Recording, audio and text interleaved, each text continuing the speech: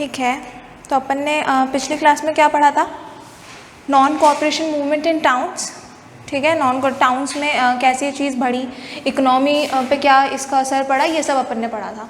मतलब non cooperation की basically Mahatma Gandhi ने कैसे ये सोचा, क्या पूरी फिलॉसफी थी, क्या स्टेप्स थे नॉन कोऑपरेशन मूवमेंट को बढ़ाने के। ठीक है, ये सब कुछ देखा था अपन ने, और इकोनॉमी पे क्या इफेक्ट पड़ा वो देखा था। ठीक है, आज अपन देखेंगे कि फिर भी जो कुछ लिमिटेशंस रह गई किसकी, नॉन कोऑपरेशन मूवमेंट की, वो हम आज देख रहे हैं। तो पहली क्या, non cooperation movement gradually slowed down in cities. मतलब कि जो शहर थी, सबसे पहले तो जो नॉन कोऑपरेशन मूवमेंट की जो एकदम लहक उठी थी, जो आग लगी थी लोगों में, वो सबसे ज़्यादा कहाँ पे लगी थी? सिटीज़ में ही लगी थी। जो मिडिल क्लास लोग हैं उनमें सबसे ज़्यादा लगी थी। ठीक है, तो अब ये सिटीज़ में ही स्लो होने लगी, कम होने लगी। क्यों कम होने लगी? क्योंकि अब लोगों को देश बचाने से मतलब है, समझ आता है, लेकिन लोगों को और भी कई काम होते हैं। ठीक है, और अपने आप को पालना होता है, अपने घर वालों को पालना होता है, बहुत सी चीज़ें होती हैं। तो सबको सिर्फ नॉन कोऑपरेशन में नहीं लगा हो सकता, राइट। तो इस वजह से जो नॉन कोऑपरेशन मूवमेंट है वो धीरे धीरे सिटीज़ में कम होने लगी। खादी क्लोथ्स वर expensive then mass produced milk clothes. तो क्या था कि जो ब्रिटिशर्स जो क्लोथ्स बेचते थे, उनके यहाँ फैक्ट्रीज होती थी, तो फैक्ट्रीज से अपने क्लोथ्स बनाते थे, मशीनों से अपनी क्लोथ्स बनाते थे। मशीनों से क्लोथ्स बनाने के वजह से वो जो क्लोथ्स थे वो काफ़ी चीप थे। ठीक है, उसमें कोई ज़्यादा काम नहीं लगता था। बट द थिंग वाज कि जो खादी की क्लोथ थी वो थोड़े मेहनत से बनती थी। ठीक है, वो कोई एकदम इलेक्ट्रॉनिक मशीन से नहीं बनती थी खादी क्लोथ। तो खादी इस वजह से बहुत महंगा था। ठीक है, अब ठीक है अपन फॉरेन क्लोथ्स यूज़ नहीं करेंगे, लेकिन कब तक यूज़ नहीं करेंगे? वो चीज़ सस्ती है, हम सिर्फ देश के नाम पे कब तक कपड़े पहनने के लिए हम महंगी चीज़, मतलब कपड़ा महंगा पहनेंगे, हमारे पास खाने के लिए नहीं है। ठीक है, mostly we were poor that time. ठीक है, हम में जो जो रिच क्लास थी वो बहुत कम थी। ठीक है, आज भी दुनिया में रिच क्लास बहुत कम है और मिडिल क्लास सबसे ज़्यादा है। उस टाइम पे भी रिच क्लास बहुत कम थी और मिडिल क्लास सबसे ज़्यादा थी। अब मिडिल क्लास को नहीं पड़ी है इसकी कि यार क्या बोलते हैं, हमें इंडिपेंडेंस दिलाना है तो हम खादी ही पहनते रहेंगे। एक टाइम आया जब उन्होंने बोला छोड़ो, हम क्या बोलते हैं वापस मिल्क क्लोथ्स पहन रहे क्योंकि हमारे पास पैसे नहीं है। तो ये चीज़ चालू हो गई, तो इस वजह से हमने वापस फॉरेन क्लोथ्स चालू कर दिया। और ऐसे कितने और कई गुड्स के साथ हुआ होगा। ठीक है, नॉट ओनली क्लोथ्स, ऐसे कई गुड्स के साथ हुआ होगा। क्यों? क्योंकि इंडिया में उस टाइम पे कोई फैक्ट्रीज नहीं खुली थी, ना फैक्ट्रीज खुली थी, ना बड़े बड़े इंस्टीट्यूशंस खुले थे, ना एजुकेशनल इंस्टीट्यूशंस खुले थे। इक्के दुक्के बस थे, वो भी शायद इसी के बाद जब ये प्रॉब्लम आई तभी खुले थे। तो उससे पहले क्या सब कुछ ब्रिटिशर्स का था, ब्रिटिशर्स ने बनाया था। तो तुम अगर उन बिल्डिंग्स में काम नहीं करोगे तो कहाँ काम करोगे? इंडियंस ने कुछ बनाया ही नहीं है। तो एक ना एक टाइम पे तुमको बंद करके, ये सब कुछ बंद करके वापस वहाँ पे जाना ही पड़ेगा। तो ये चीज़ हुई, बहुत से सारे खादी के अलॉन्ग बहुत से फॉरेन गुड्स यूज़ होने लग गए कुछ टाइम बाद। Absence of alternate Indian institutions, thus people started shifting back to government schools and colleges. मैंने जैसा बोला अभी, एजुकेशनल इंस्टीट्यूशंस नहीं बने थे, इंडिया के एजुकेशन इंस्टीट्यूशंस बने ही नहीं थे। तो फिर बच्चे की पढ़ाई कैसे होगी? जो लोग इंडिपेंडेंस करते हुए, नॉन कोऑपरेशन करते हुए उन्होंने कॉलेज छोड़ दिया, अब क्या करेंगे वो लोग? कहीं ना कहीं तो पढ़ना पड़ेगा ना, घर पे तो नहीं बैठ सकते। तो अब क्या, कोई इंस्टीट्यूशंस तो थे नहीं, तो वापस उनके पास एक ही ऑप्शन था, वापस ब्रिटिश के इंस्टीट्यूशंस में चले जाने का। ठीक है, तो ये थी अपनी लिमिटेशंस की, इस वजह से नॉन कोऑपरेशन धीरे धीरे कम हो गया। ओके,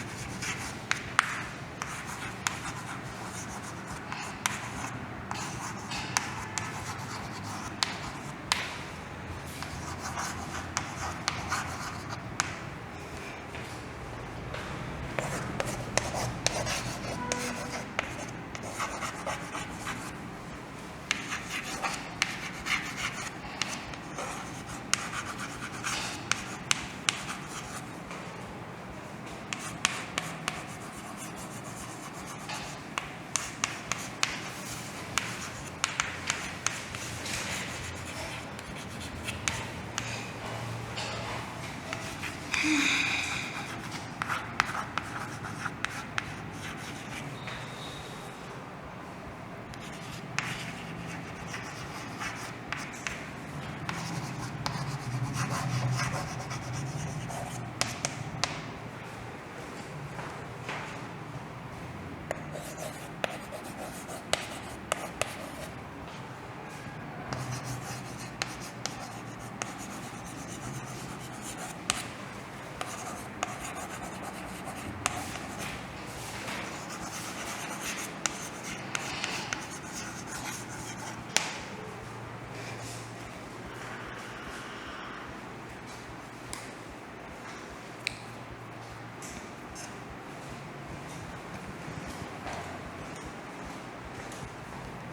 कौन सा पंखा है?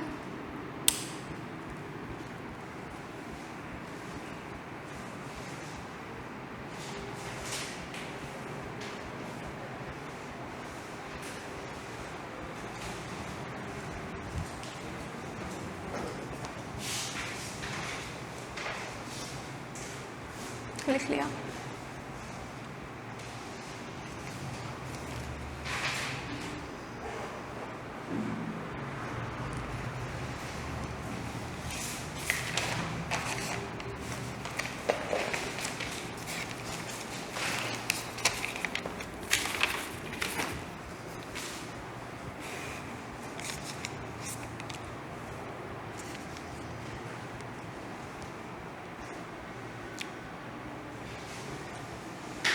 ठीक है, तो अब ये था non cooperation movement in towns, और उसके बाद अपन ने लिमिटेशंस देखी कि क्यों फिर ये चीज़ें कम होने लग गई, क्यों फिर अब लोगों का मन उठ गया।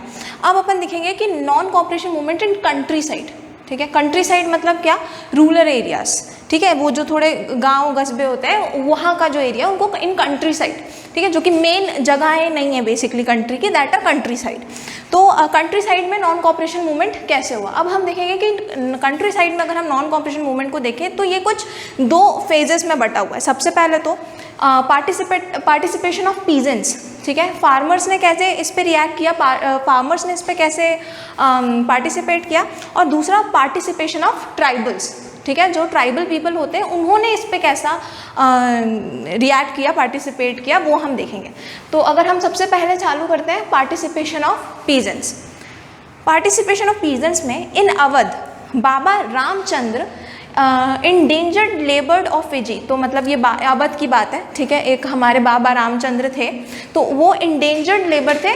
कहाँ पे? फिजी के, मतलब कि जो ब्रिटिशर्स थे उनको ज़बरदस्ती एक बार फिजी ले जा चुके थे इंडेंजर्ड लेबर बना के। इंडेंजर्ड लेबर मतलब कि फोर्सफुली तुमसे जब काम कराया जाए। ठीक है, तो बेसिकली लेबर बना के, उनको मजदूर बना के वहाँ पे ले जाया गया था कहाँ? फिजी में। तो ये थे अपने बाबा रामचंद्र, अब वो इंडिया में थे। तो Baba Ramchandra led the peasant against talukdars and landlords who demand high return from peasants. तो अब ये जो बाबा रामचंद्र थे उनकी लड़ाई बेसिकली किसकी तरफ थी, किसके लिए थी? तलुकदार्स और जो लैंडलॉर्ड्स थे उनके लिए ये लड़ाई थी। क्यों थी ये लड़ाई? क्योंकि वो बहुत ज़्यादा टैक्सेस लेते थे। किससे? नॉर्मल जो फार्मर्स थे, नॉर्मल जो पीजेंट्स थे, उनसे बहुत ज़्यादा टैक्सेस लिया करते थे। कौन? ये लैंडलॉर्ड्स, मर्चेंट्स, तलुकदार, जो भी मतलब क्रीमी लेयर था बेसिकली उस रूरल एरिया का, वो लोग क्या करते थे? बहुत ज़्यादा टैक्सेस लेते थे। तो इसके खिलाफ कौन खड़े थे? बाबा रामचंद्र खड़े थे, और इनके पीछे फॉलोअर्स कौन थे? इनके पीजेंट्स, नॉर्मल पीजेंट्स, जिन पर अत्याचार हो रहा था बेसिकली। तो अब यहाँ पे जो ये लड़ाई है, ये नॉन कोऑपरेशन लिखी हुई है, लेकिन ये हो रही है किसके खिलाफ? तलुकदार्स और लैंडलॉर्ड्स के खिलाफ, ब्रिटिशर्स के खिलाफ नहीं हो रही। तो इसमें कंफ्यूज नहीं होना है। ठीक है, जो ब्रिटिशर्स था उनका जो बेसिकली उनके जो टांग जहाँ तक पहुँचते थे, उनका जो पकड़ थी बेसिकली वो कहाँ तक थी? अपनी सिटीज़ तक थी, टाउन्स तक थी। उसके बाद अगर अपन देखें जैसे रूरल एरियाज़ में, तो वहाँ पे इनकी अच्छी ऑर्गेनाइजेशन नहीं थी। वहाँ पे इनका काम कौन करते थे? ये करते थे ब्रिटिशर्स के नाम पे लैंडलॉर्ड्स और तलुकदार्स जो थे वो बेसिकली रेवेन्यू कलेक्ट करते थे। तो ये लड़ाई भले ही लैंडलॉर्ड्स के लिए हो रही है, बट बेसिकली वो है उन्हीं के लिए। लड़ाई इनडायरेक्टली ब्रिटिशर्स की तरफ ही है। ठीक है, तो ये क्या था? इन अवध, मतलब ये अवध में हो रही थी। किसने करी थी? ये बाबा रामचंद्र, है ना, ये चीज़ हो रही थी। इतना लिख लो पहले।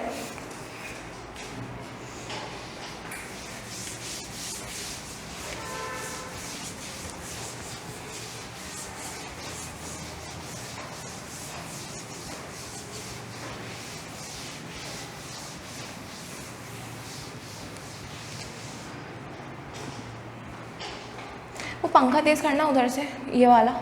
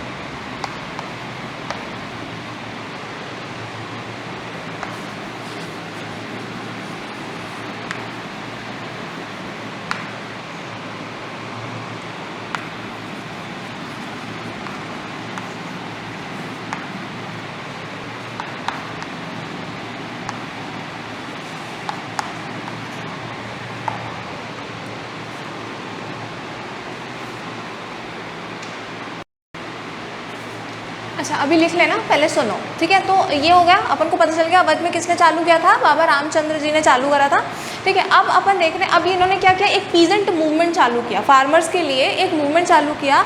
ये मूवमेंट क्या बोलता था कि हमें रेंट नहीं देना या हमें रेंट कम देना है, हमसे बहुत ज़्यादा रेंट लिया जा रहा है। कौन ले रहा था, मर्चेंट्स और लैंडलॉर्ड्स, तलुकदार, ये सब ले रहे थे। अब second point, peasant movement demanded, ठीक है। अब पीजेंट मूवमेंट जो ये मूवमेंट किया गया, उनकी कुछ डिमांड थी, ये किसी कुछ डिमांड्स की वजह से हुआ। अब इसमें सबसे पहले क्या थी, सबसे जो बेसिक है वो क्या है, रिडक्शन ऑफ रेवेन्यू, ठीक है। सबसे पहले reduction of revenue, abolition of begar. अब ये बेगार पूछ सकते हैं वो लोग कि व्हाट इज़ बेगार। तो बेगार मतलब कि जब फोर्सफुली तुमसे काम करवाया जा रहा है और तुम्हें उसकी फ़ीस नहीं दे रहे हैं, मतलब कि बेसिकली सैलरी नहीं दे रहे हैं, तुमसे काम भी करवा रहे हैं और तुम्हें सैलरी भी नहीं दे रहे। तो ये जो उस टाइम पे कुछ ज़्यादा बहुत ज़्यादा होता था, ये बेगार वाली चीज़ बहुत ज़्यादा होता थे। वो क्या बोलते थे कि तुमने हमसे लोन्स लिए हुए हैं, तुम्हें हमें कुछ रेंट देने हैं, तो इन रेंट्स के चलते तुम ये चुका तो पाओगे नहीं, तो एक काम करो, तुम हमारे यहाँ आके काम कर लो, मतलब तुम हमारे फील्ड्स पे या हमारे खेतों पे काम कर लो, तुम अपने खेतों पे काम मत करो, हमारे यहाँ पे काम करो, और हमारे यहाँ काम करके जो तुम्हें सैलरी मिलेगी वो सैलरी हम काट लिया करेंगे, हम तुम्हें नहीं देंगे। क्यों? क्योंकि वो तो टैक्स तुम्हें हमें पे करना है ना, तो बेसिकली तुम काम भी करो, हम तुम्हें पैसे भी नहीं देंगे। तो ये बेसिकली बेकार है, ठीक है। तो ये जो पीजेंट मूवमेंट क्या डिमांड करा था, सबसे पहले तो रेवेन्यू नहीं लिया जाएगा हमसे, दूसरी चीज़ क्या है, ये बेगार वाली चीज़ नहीं होनी चाहिए, ठीक है। ये बेगार वाली जो चीज़ हो रही है वो नहीं होनी चाहिए। Social boycott of oppressive landlords, ठीक है, उन लैंडलॉर्ड जो कुछ ज़्यादा ही परेशान कर रहे हैं, ठीक है, जो कुछ ज़्यादा ही परेशान कर रहे हैं, जो बहुत ज़्यादा दबाते, मतलब दबा इन द सेंस कि बहुत ज़्यादा सप्रेस करते थे पीजेंट्स को, उन लोगों को बायकॉट, मतलब कि उनको सोसाइटी का मेंबर नहीं माना जाएगा, उनको सोसाइटी से हटा दिया जाएगा, ये तीसरी डिमांड थी। और ये कैसे किया जाएगा, बेसिकली हम उनको सोसाइटी से कैसे हटा देंगे, हम उनको बेसिक नीड्स नहीं प्रोवाइड करेंगे। अब जैसे कि जो बेसिक नीड्स होते हैं, ठीक है, बाल काटना हो गया, दाढ़ी बनाना हो गया, ये कुछ बेसिक नीड्स हैं। तो ये नीड्स कौन करता है, ये नीड्स छोटे लोग करते हैं, छोटे लोग करते हैं। और ये छोटे लोगों को ये जो बड़े लोग हैं वो छोटा मानते हैं, बट अगर यही बेसिक नीड्स नहीं करी जाएगी तो कैसे रहोगे, तो इन लोगों ने यही डिसाइड किया कि हम क्या करेंगे, ये कुछ जो बड़े बड़े ऑपरेसिव लैंडलॉर्ड्स हैं उनको सोसाइटी से बायकॉट कर देंगे। कैसे करेंगे, हम उनको कुछ चीज़ें, हम उनको बेसिक सर्विसेज नहीं देंगे। अगर वो हमारे शॉप्स में आते हैं अपना बाल कटवाने तो हम बाल नहीं काटेंगे, दाढ़ी बनवाने हम दाढ़ी नहीं बनाएंगे, जो भी उनकी बेसिक चीज़ें हैं, ठीक है। अगर उनका बेसिकली कपड़े धोने हैं उनके, हम नहीं धोएंगे, उनके सारे काम हम नहीं किया करेंगे। जब उनको वो खुद करेंगे तो उनको पता चलेगा कि हम भी वही काम करते हैं और जो तुम्हें करना पड़ रहा है। तो ये उनके कुछ 3-4 डिमांड्स हैं, ठीक है। ओके, ये लिख लो।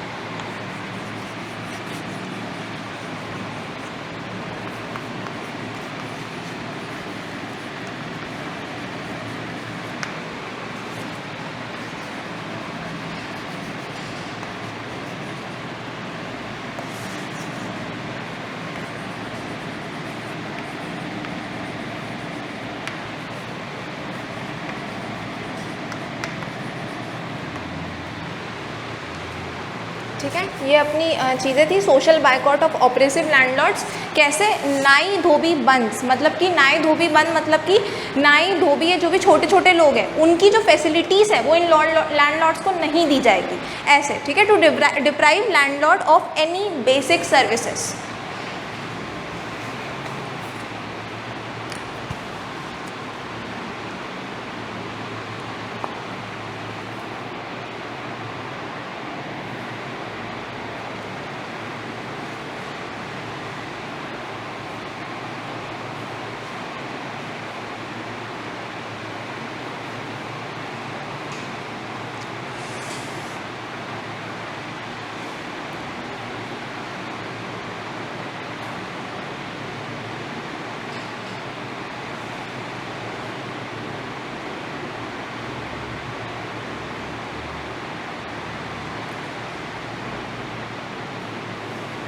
ठीक है, फिर क्या हुआ,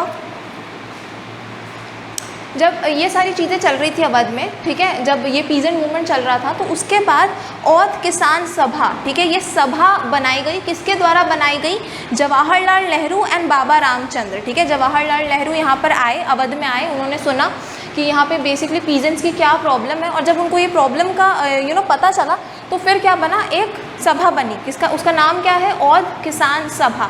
अभी जितने भी छोटे मोटे नाम हैं उन पर प्लीज़ खास ध्यान देना, क्योंकि ये लिटरली आ सकते हैं 1 मार्क क्वेश्चन में या मल्टीपल चॉइस क्वेश्चन में, कि ये सब कुछ बताओ कि क्या सभा बनी, कहाँ वध में क्या हुआ, कौन था लीडर, कौन था बाबा रामचंद्र, ऐसे ऐसे अलग अलग चीज़ें। अब हाँ, तो ये औध किसान सभा, ये जो सभा थी वो बनी किसके द्वारा, बाबा रामचंद्र और जवाहरलाल नेहरू के द्वारा। और इसका मोटिव क्या था, बेसिकली पीजेंट्स का तो मोटिव था कि उनको रेवेन्यू ना देने पड़े वगैरह वगैरह, लेकिन जवाहरलाल नेहरू का क्या मोटिव था, कांग्रेस का क्या मोटिव था, कि ये जो लोग हैं, क्या बोलते हैं, कंट्री साइड में, वो डायरेक्टली कनेक्टेड नहीं है नॉन कॉपरेशन मूवमेंट से, ठीक है। उनको मतलब नहीं है कि हमारे देश को इंडिपेंडेंस मिलेगी, वो तो अभी तक खुद ही फ्रीडम, मतलब उनको तो अपने गांव से फ्रीडम नहीं है, वो तो अपना रहना खाना ही नहीं देख पा रहे, उनको इतनी रेवेन्यू देनी पड़ रही है। तो उन्होंने सोचा कि अगर हम किसी तरह इनकी नीड को भी इंडिया के इंडिपेंडेंस से या फिर फ्रीडम से जोड़ लेंगे तो बेसिकली ये भी हमारे साथ हो जाएंगे।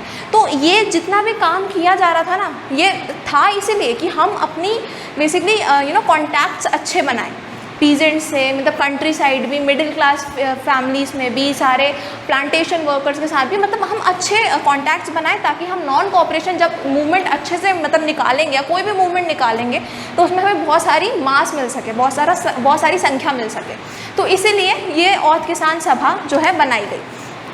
फिर but peasant movement made Congress unhappy, लेकिन कुछ रीजंस थे जिसके वजह से जो पीजेंट मूवमेंट था उस कांग्रेस के मेंबर्स को वो इतना पसंद नहीं आया, ठीक है। कांग्रेस के मेंबर्स उससे इतने खुश नहीं थे। और क्यों खुश नहीं थे, क्योंकि ये पीजेंट्स थे, ठीक है, और इनको इंडिपेंडेंस से बेसिकली मतलब नहीं था, उनको गुस्सा था। किसके लिए गुस्सा था, लैंडलॉर्ड्स के लिए गुस्सा था, रेवेन्यू मतलब ये जो उनसे टैक्सेस लिए जा रहे थे उनके लिए गुस्सा था, वो रह नहीं पा रहे थे, इस चीज़ों की वजह से गुस्सा था।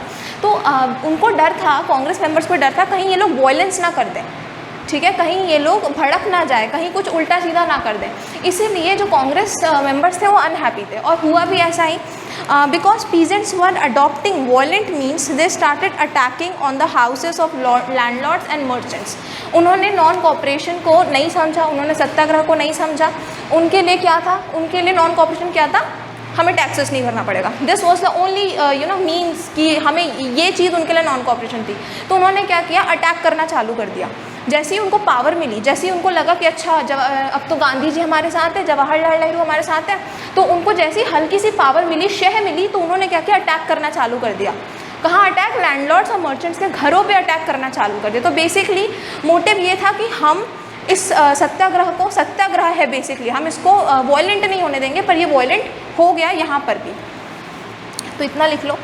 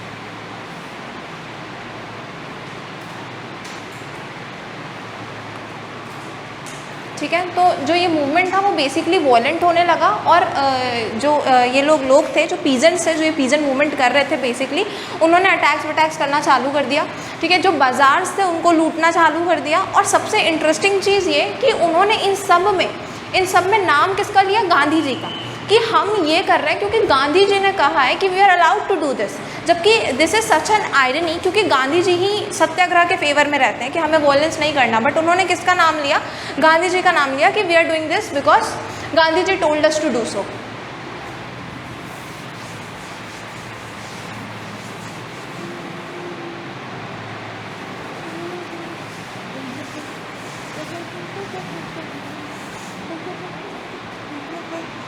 ठीक है, तो ये 2 और पॉइंट है, इसमें ही लिख लो।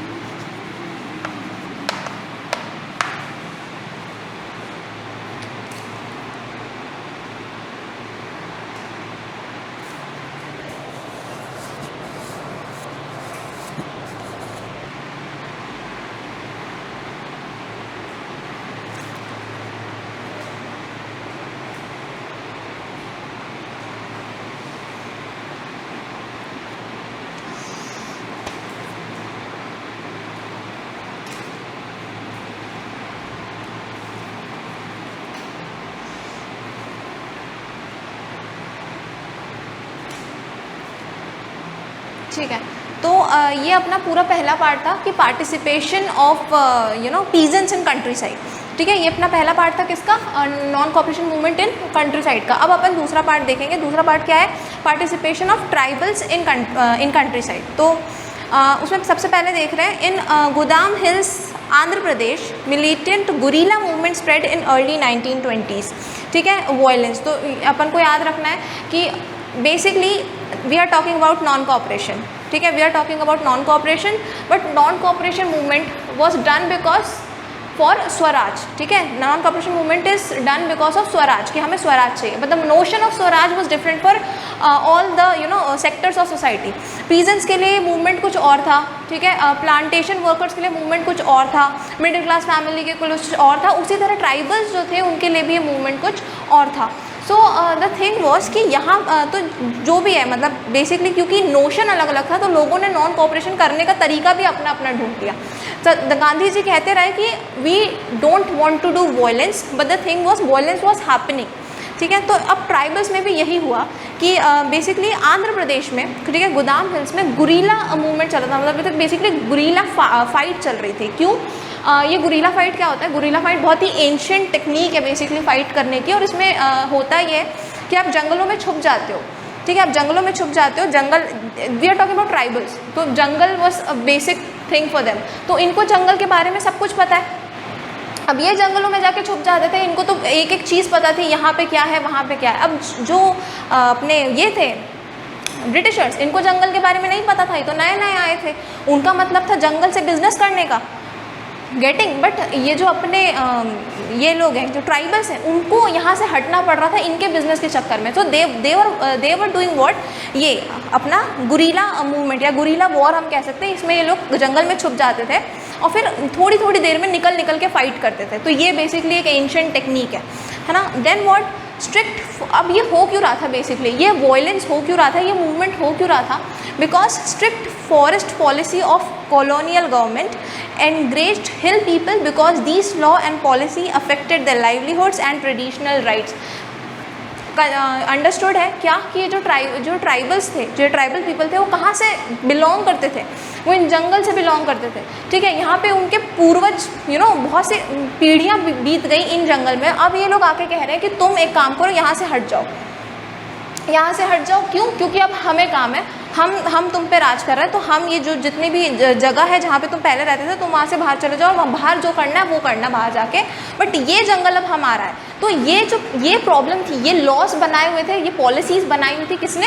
कॉलोनियल गवर्नमेंट या फिर ब्रिटिशर्स ने ये पॉलिसी बनाई हुई थी। और इस पॉलिसी के चक्कर में जो ट्राइबल पीपल थे उनको बहुत गुस्सा आ रहा था, ठीक है। और इस वजह से पूरा वॉयलेंस हो रहा था, क्योंकि वो अपने जंगल को नहीं छोड़ना चाहते थे। क्योंकि अगर जंगल छोड़ दिया तो इनका जो पूरा लाइवलीहुड है, क्योंकि इनका पूरा खाना पीना रहना सहना सब उस जंगल से होता था, वहाँ की लकड़ियों से होता था, वहाँ के फल फ्रूट से होता था, वहाँ की सब्जियों से होता था, जो भी है सब कुछ जंगल से होता था। लेकिन अब जंगल नहीं होने की वजह से बेसिकली सब कुछ डिस्टर्ब हो गया ना, इनको रहना ही नहीं आता है बाहर, हाउ विल दे लिव? तो वो चीज़ थी, तो इस वजह से ये पूरी मूवमेंट चल रही थी। Then what?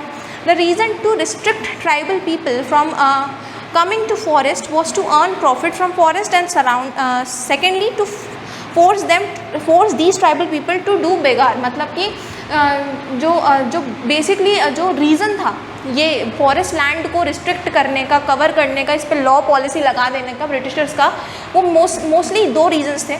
सबसे पहले तो ये फॉरेस्ट था, यहाँ पे बहुत सारे पेड़, जड़ी बूटियाँ, मेडिसिन प्लांट, मतलब क्या क्या नहीं मिलेगा। तो इससे सबसे पहले वो लोग प्रॉफिट कमाते थे, ठीक है, इससे उनको प्रॉफिट चाहिए था। और अगर वहाँ पे ट्राइबल पीपल रहेंगे तो इससे इनको प्रॉब्लम हो सकती है, तो इसलिए उन्होंने सबसे पहले तो उन्हें हटा दिया कि हम यहाँ से अपनी प्रॉफिट कमाएंगे और इनको हटा दो। दूसरा रीज़न क्या था? अब ये लोग जिनका सारा खाना पीना रहना सहना इस फॉरेस्ट से हो जाता था, इनको ऑक्यूपेशन की ज़रूरत ही नहीं थी, सब कुछ इनको फॉरेस्ट देता था, सब कुछ इनको फॉरेस्ट देता, खाना पीना सब कुछ फॉरेस्ट देता था, इनको किसी चीज़ की ज़रूरत नहीं थी। लेकिन अगर ये लोग फॉरेस्ट से बाहर निकल गए तो अब क्या, इनको ऑक्यूपेशन की नीड होगी, इनको घर बनाने की नीड होगी, खाने पीने की नीड होगी। और ये नीड वो कैसे फुलफ़िल करेंगे? हमारे पास आके हम उनको फिर ऑक्यूपेशन देंगे, ठीक है। तो बेसिकली हम उनको फोर्स करेंगे कि तुम ये काम करो, उनको बेकार करवाएंगे बेसिकली, और बहुत ही मिनिमल कॉस्ट में उनको काम पे रखें, क्योंकि उनके पास और कोई ऑप्शन नहीं है ना, उनको पैसे चाहिए और हम अब जितने भी सैलरी रखें उनकी। तो ये उनका सेकंड मोस्ट इम्पॉर्टेंट रीज़न था, ठीक है। इस वजह से उन्होंने फॉरेस्ट लैंड को रिस्ट्रिक्ट करके रखा था। तो ये कर लेते हैं पहले।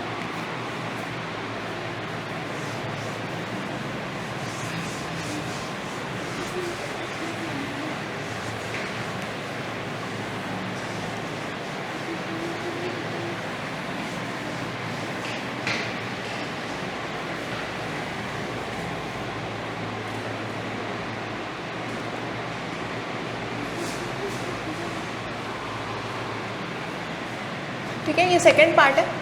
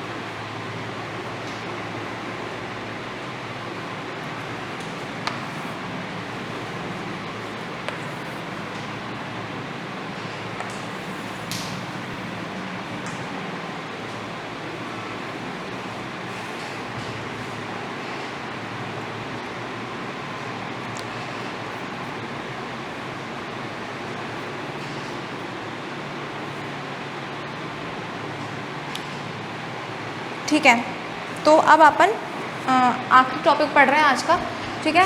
ये ट्राइबल्स में से ही है, ये पार्टिसिपेशन ऑफ ट्राइबल्स, मतलब ट्राइबल्स में से ये एक इंसान निकल के आए हैं। इनका नाम है अलूरी सीताराम राजू, ठीक है। ये इसके बारे में पढ़ेंगे अब हम। ये जो इंसान था ये क्लेम करता था कि इसके पास सुपर पावर्स है, ठीक है।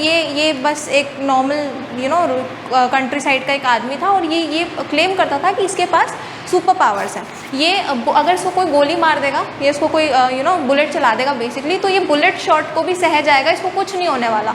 ये प्रिडिक्शंस करता था, ये क्लेम करता था कि मैं प्रिडिक्शंस कर सकता हूँ। प्रिडिक्शन बेसिकली कि तुम्हारी लाइफ में क्या होने वाला है, तुम्हारा फ्यूचर कैसा है, देश का फ्यूचर कैसा है, ये सब कुछ वो प्रिडिक्ट करता था। तो ये सब कुछ वो क्लेम करता था बेसिकली। लोगों को भी इस पर बिलीव हो गया था, लोग मानते थे कि ये इनकारनेशन ऑफ गॉड, मतलब कि ये भगवान का अवतार है, ठीक है। लोग इसको अवतार की तरह ट्रीट करते थे। इसमें एक जो अच्छी चीज़ थी बेसिकली वो ये थी कि ये महात्मा गांधी को बहुत मानते थे, ठीक है। महात्मा गांधी से ये इंस्पायर्ड थे और महात्मा गांधी जो चीज़ें बोलते थे लाइक कि तुम फॉरेन गुड्स को यूज़ मत करो, तुम फॉरेन क्लोथ्स को यूज़ मत करो, तुम जितनी भी चीज़ें फॉरेन से आ रही उन चीज़ों को यूज़ मत करो, ये जितनी भी चीज़ें महात्मा गांधी बोलते थे, ये जो इंसान था ये वहाँ के बेसिकली जो भी वहाँ पे लोग रहते थे, गाँव में रहते थे, उनको ये मोटिवेट करता था, उनको इंस्पायर करता था कि तुम भी महात्मा गांधी सही बोल रहे, तुम भी ये सब मत करो। तो ये एक अच्छी चीज़ थी। बस एक जो उल्टी चीज़ करते थे ये कि ये बोलते थे कि जो हमें इंडिपेंडेंस मिलेगी वो हमें कभी इससे नहीं मिलने वाली, मतलब कि शांति से बैठ के नहीं मिलने वाली, शांति से रिक्वेस्ट करके नहीं मिलने वाली, सत्याग्रह से नहीं मिलने वाली। हमको अगर इंडिपेंडेंस मिलेगी तो हमें वॉयलेंस यूज़ करना पड़ेगा। तो वो जो वहाँ के लोग थे उनको वॉयलेंस करने के लिए मजबूर करते थे बेसिकली, उनको मोटिवेट करते थे कि जाओ लड़ो, लड़ने से ही होगा जो होगा। तो ये एक चीज़ थी। तो व्हाटएवर। तो अब क्या हुआ कि इनको पकड़ लिया गया कुछ टाइम बाद, जो ब्रिटिशर्स थे इन्होंने इनको पकड़ लिया और इनको एग्जीक्यूट कर दिया गया 1924 में। इस साल में इनको एग्जीक्यूट कर दिया, मतलब बेसिकली गोली मार दी गई, इस साल में इनको मार दिया गया। तो ये था ये इस बंदे की कहानी।